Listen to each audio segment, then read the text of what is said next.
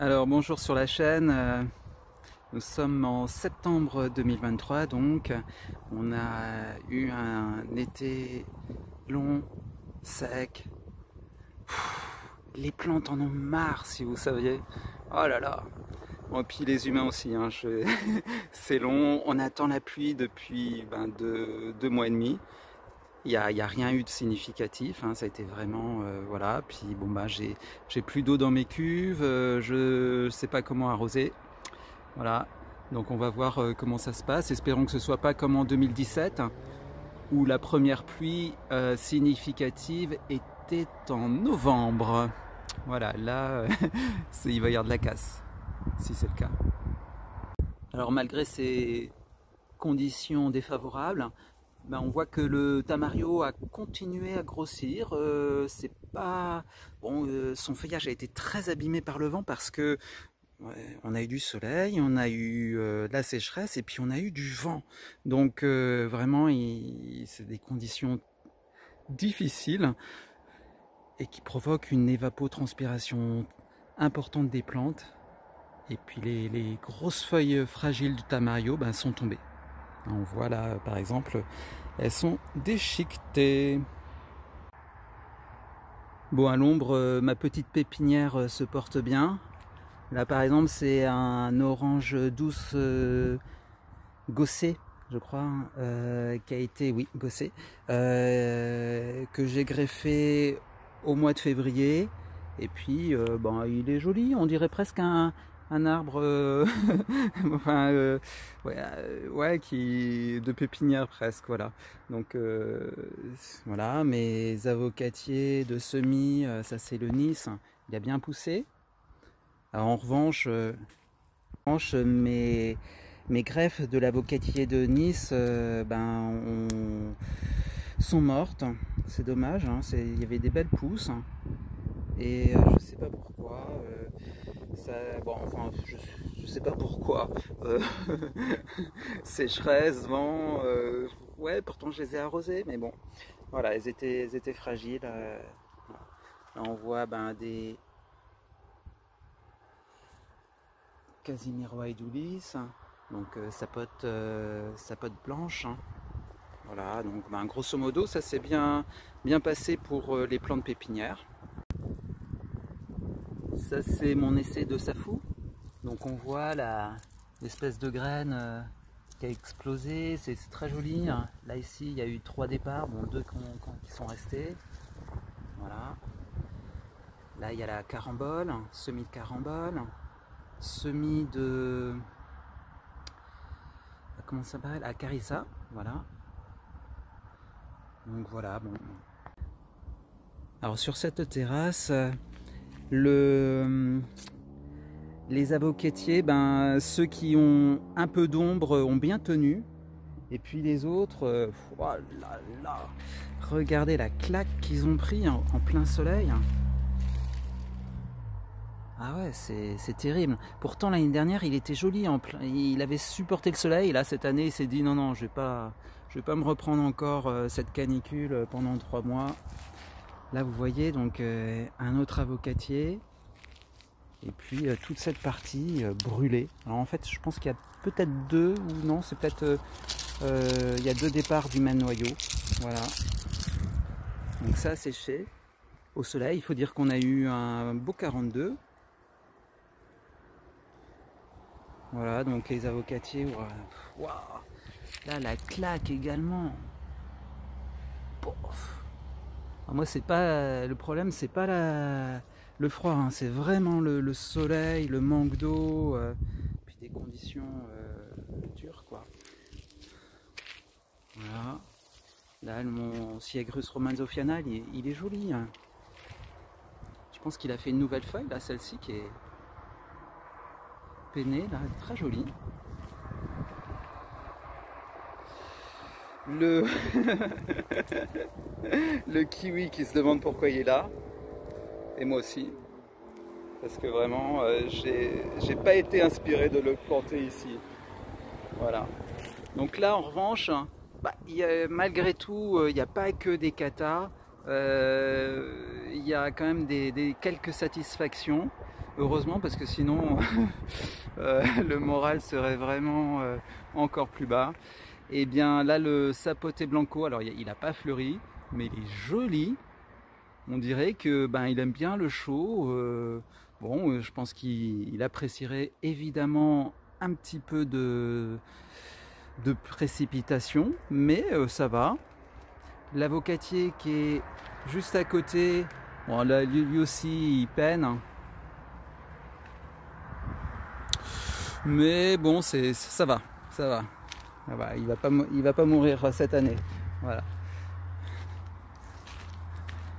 Alors là, par exemple, une vigne qui est probablement morte. Un autre avocatier qui souffre. Un moringa. Voilà, un moringa c'est assez costaud, hein, parce que je l'ai transplanté dans des mauvaises conditions et il a bien repris. Alors pour Passiflora incarnata, donc le passiflore, je sais pas son petit nom, incarnata, Maypop, j'ai cessé de l'arroser parce que il avait donné toutes les fleurs qu'il pouvait. Elles n'étaient pas pollinisées, donc ça servait à rien. Et puis on va dire, il va repousser au printemps prochain. Puis là, j'aurai probablement une passiflore bleue pour le polliniser, parce que vraiment, c'est dommage d'avoir autant de biomasse pour rien. Voilà. Là, le sapote blanco d'ici, il n'a pas poussé, mais il se maintient bien. Ça va. Idem pour les goyaves. Bon, il y a beaucoup de plantes en fait qui ne poussent pas et qui se maintiennent. Bon, voilà, vu les conditions qu'elles ont, c'est plutôt pas si dramatique.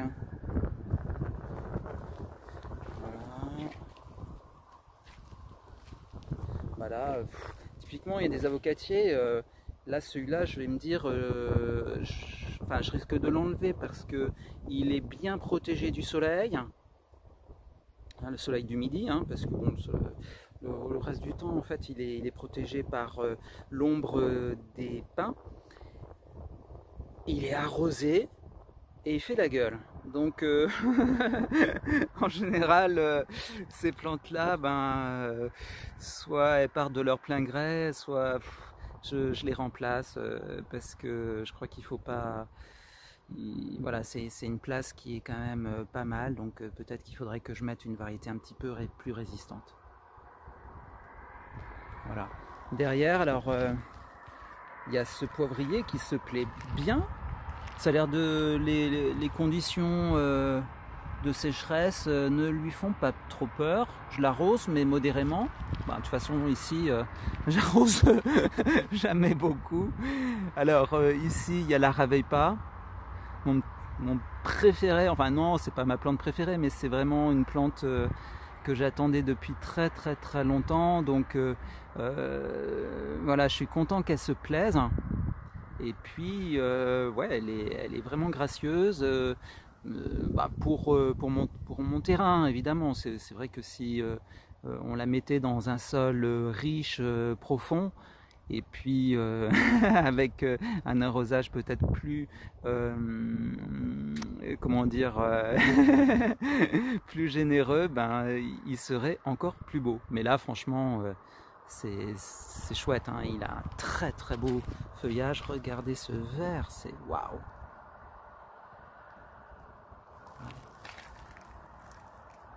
Magnifique. Voilà, comme vous pouvez voir, il y a quelques goyaves. Je ne sais pas si elles vont mûrir parce que elles attendent des précipitations, elles attendent un changement de conditions pour pouvoir finir leur maturité, je pense, parce que là, le sec et la chaleur, le goyavier endure bien, mais pour fructifier, c'est encore autre chose. Voilà. Donc là, c'est un petit peu toujours le même scénario, les plantes qui souffrent. Voilà. Là, on a l'avocatier bacon, qui est pas si vilain, mais bon, je l'arrose. Hein. Là, c'est un pomelo, encore un goyavier. Voilà, bon.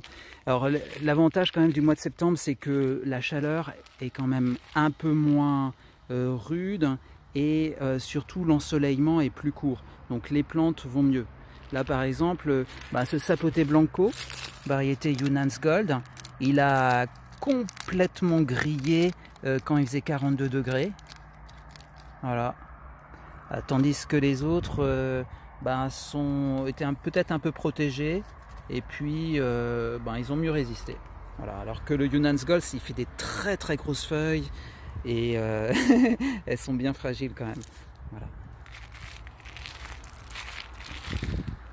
Encore des avocatiers qui ont bien du mal.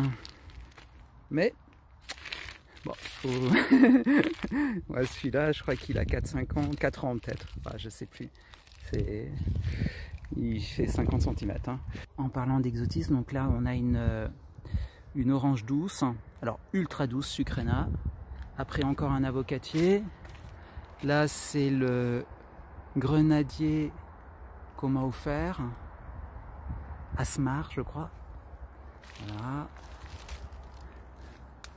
Alors, les filles de Barbarie de mon terrain, effectivement ça pousse pas, sauf celle-ci que j'ai mis en pot et que j'arrose de temps en temps. Donc en fait, une figue de Barbarie, pour que ça pousse, il faut quand même un peu d'eau. Contrairement à ce qui est véhiculé.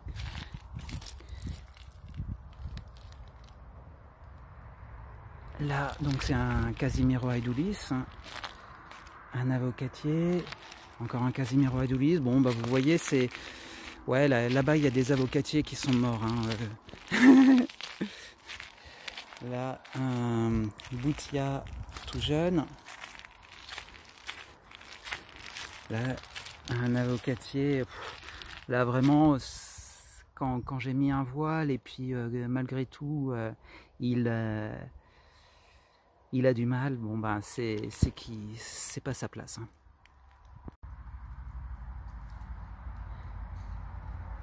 Alors ici, c'est le Casimiro Pringlei. Donc une plante du Texas qui va supporter jusqu'à moins 15, moins 17 à l'âge adulte. C'est une plante qui est persistante, qui pousse assez lentement chez nous. Lorsque je regarde le climat du Texas, en fait, ils ont plus chaud que nous, hein, puisqu'ils sont à plus de 40 de moyenne en été. Les pauvres, oh là là. Mais en revanche, ils ont de la flotte. Ils ont de la flotte. Le golfe du Mexique arrose quand même bien le pourtour du Texas. Voilà, donc ça, c'est une plante très très prometteuse.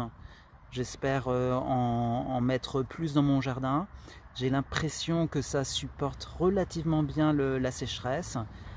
Et mon interlocuteur au Texas m'a dit que c'était plutôt une plante mi-ombre au Texas. Donc là, il doit être bien. Alors voici un figuier. Donc les figues, c'était des figues noires. Probablement la variété Abiku, qui est bifère.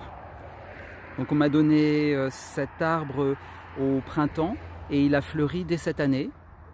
Bon, maintenant je pense que je vais un petit peu arrêter de l'arroser parce que il a plus de fruits et puis ses feuilles vont tomber. Ce fut un avocatier. Au-dessus du mur, il y a des agrumes qui se placent bien. Ça, c'est un pamplemousse pink.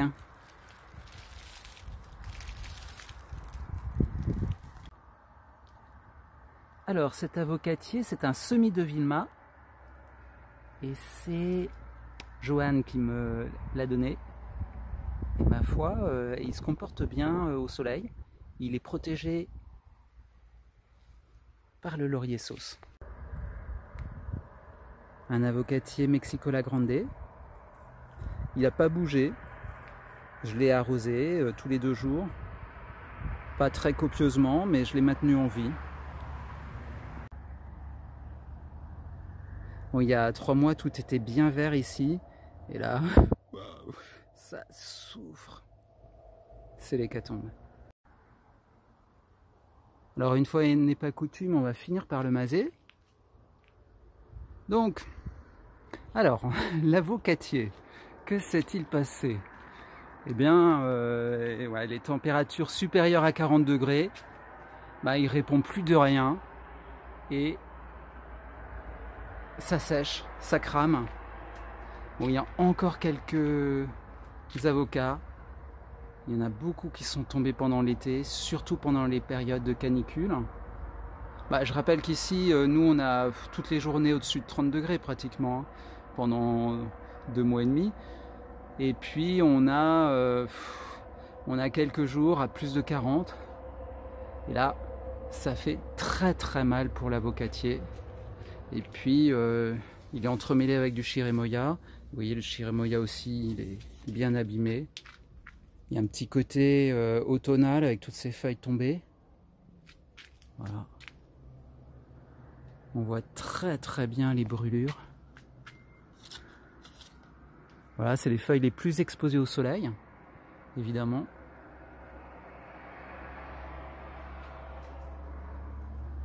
Bon, il y aura quelques petits avocats. Bon, je pense qu'ils vont être bons parce que ils ont bien maturé au soleil cette année. Ils vont être concentrés. Ils sont minuscules. Voilà. Le papayer de semis, ben, il a poussé. Bon, je donne pas cher de sa vie pour en hiver, mais on verra bien.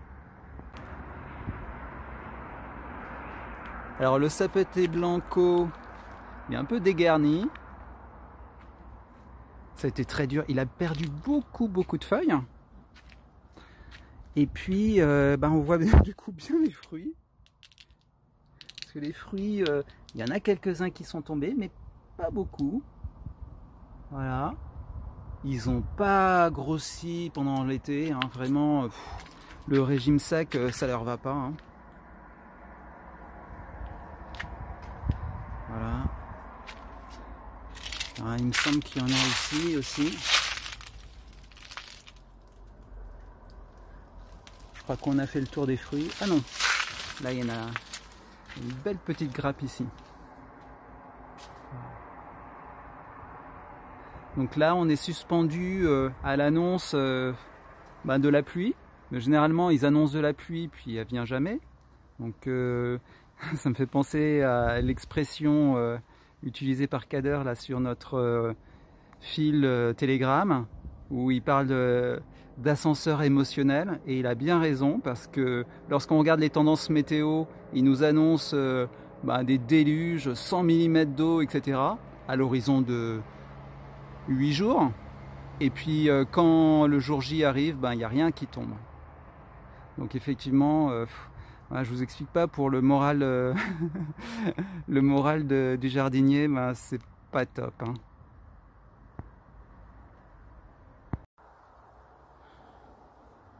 Voilà, donc là c'est le caroubier. On va se quitter avec cette image. Effectivement, tout est bien sec. Et j'espère que au mois d'octobre, il y aura une autre ambiance. Et que la pluie voilà, j'espère qu'on aura une bonne rincée d'ici là. Et je vous dis à bientôt.